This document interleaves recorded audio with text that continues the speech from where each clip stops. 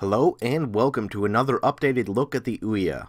About a year ago, I posted a video overview of the Ouya, but with my recently acquired capture device and video editing skills, I thought I ought to take another look at the system now, nearly 2 years after its launch. So sit back and learn why I feel the Ouya is one of the best gaming purchases I've ever made. This review will be in multiple parts, so stay tuned for a detailed look at the emulators and the best games currently on Ouya. So what is the Ouya?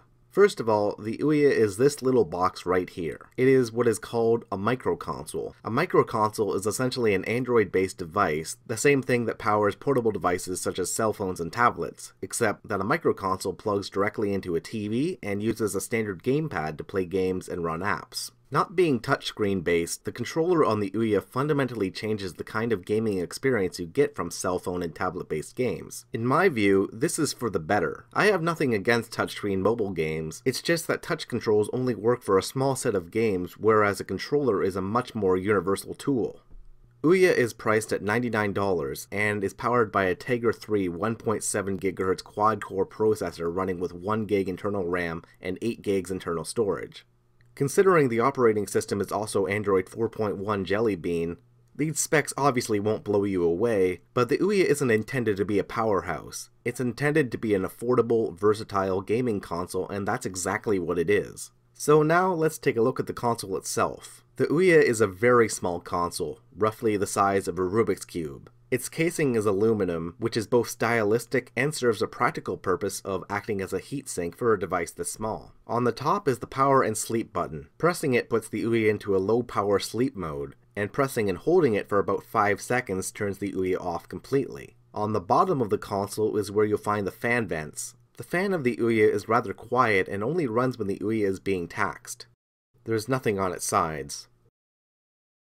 On the back is the AC power input jack, Ethernet jack, although of course it also has internal Wi-Fi. Beside that is the micro USB port that allows the Ouya to attach to a PC as a mass storage device, one standard USB 2.0 port which can be used with controllers, hard drives, or really anything, and finally the HDMI input jack. The Ouya is an HDTV only device and does not offer any SDTV support whatsoever. To get the most out of the Ouya, you'll find that the 8 GB internal storage is simply not going to be enough. That's why I recommend you buy a powered USB hub. I bought this one on eBay for about $4 or $5 from China. This 7-port hub is overkill, but it was cheap, so I went with it. Using a USB hub with the Ouya allows you to use multiple USB devices at once, such as a thumb drive, hard drive, and additional wired controller. Make sure you buy a USB hub that is powered by an external power supply. With my Ouya, I use this 2.5-inch, 120GB SATA drive in an enclosure I pulled from my old PS3 when I upgraded its hard drive. You can use any size hard drive, but they need to be formatted in FAT32 for the Ouya to recognize them. I also frequently use this Mayflash controller adapter, which allows me to use a standard SNES controller on my Ouya in conjunction with the mini emulators.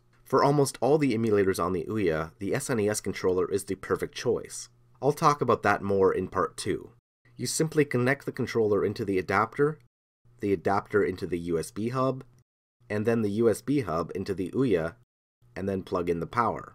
Of course, you can use any third-party controller as well, but when it comes to retro gaming, nothing beats OEM Nintendo. In my opinion, the Super Nintendo controller offers the best D-pad in all of gaming, and enough buttons that you can use it for almost anything. Next, let's talk about the Ouya's own controller. The controller is wireless Bluetooth and powered by 2 AA batteries. So you might be thinking, where do I put the batteries? I don't see any battery cover. Well, that's because the battery bays are actually hidden underneath the 2 faceplates, held in place with magnets. Batteries on the Ouya controller last an absurdly long time. I only have to replace the batteries every 6 months or so, and I use the Ouya almost every single day. Part of the battery longevity is due to the Ouya controllers not having rumble support. The controller has twin thumbsticks that also click down. The D-pad is much better than I was expecting from other controllers out there. There are 4 convex face buttons that spell out Ouya.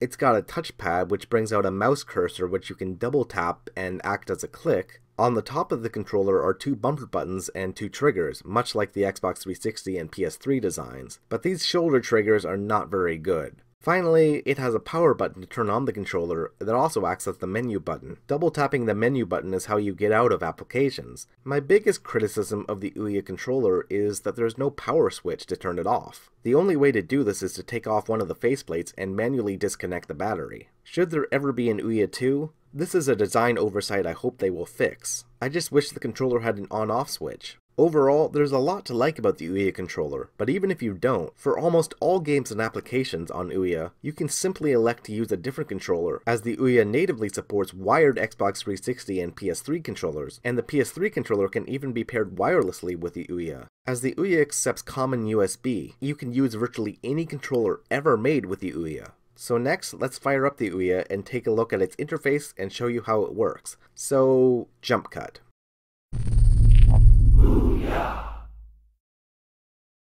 So here is the Ouya's main menu. On the top is the featured games banner, which usually consists of high-profile new games, but sometimes also shows games that are on sale, old games that are popular, or whatever.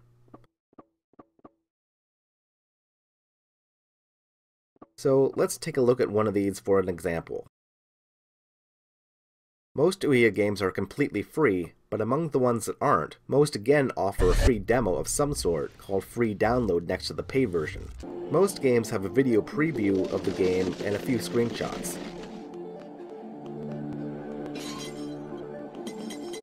But anyway, you get the point.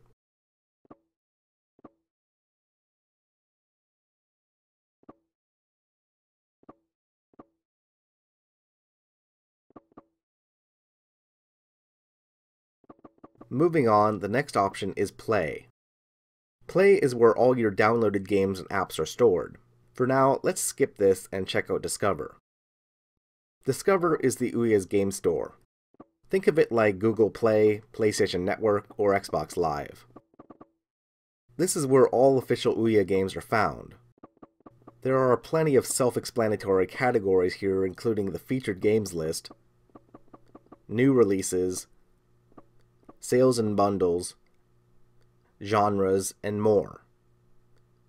You can also use the search field to find games manually that way. My internet is not very fast, but if yours is, this experience will be quick and snappy. Even for me, I've noticed the Discover store is smoother than browsing PSN, for instance.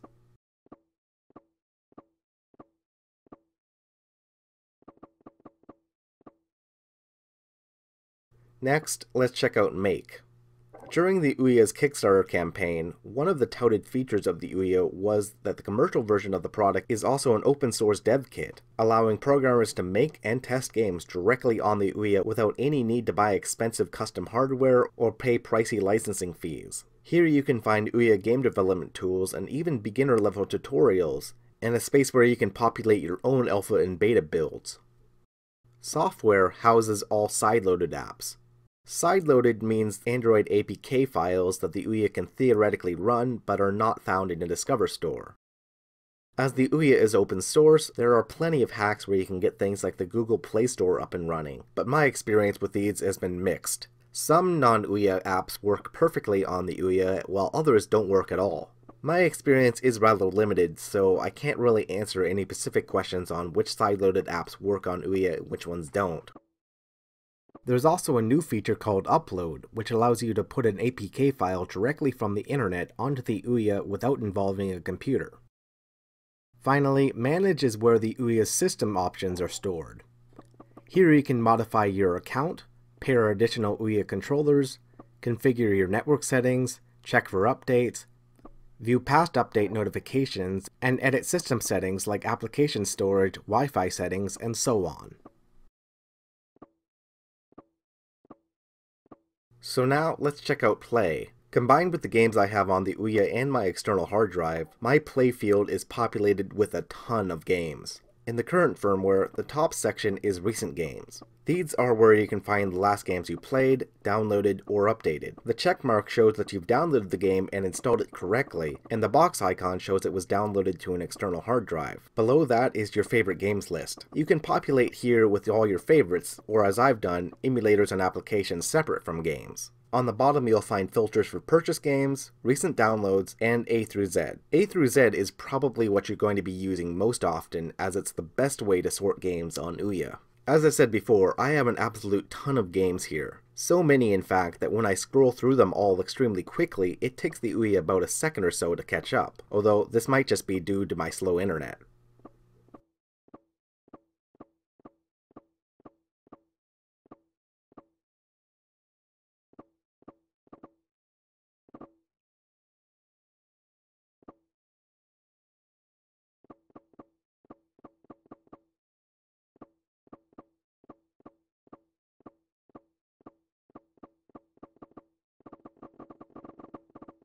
So next, let's take a look at a random game and show you how it works. Highlight the game you want to play and press the O button to bring up the game page. The game page is the same one found in the Discover store. This screen will give you details about the game, show a trailer if one is available, and show screenshots. Highlight play and press O to launch the game.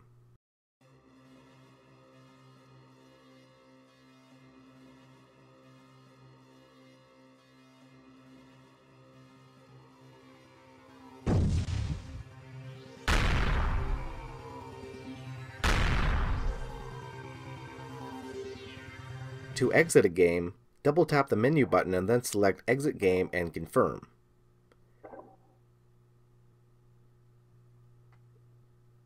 You can also skip the game page and launch a game directly by pressing U on the Play section. So that'll be it for part 1. If you guys have any questions, let me know. Next time will be a detailed look at most of the emulators the Ouya has to offer. So until then, thanks for watching and take care.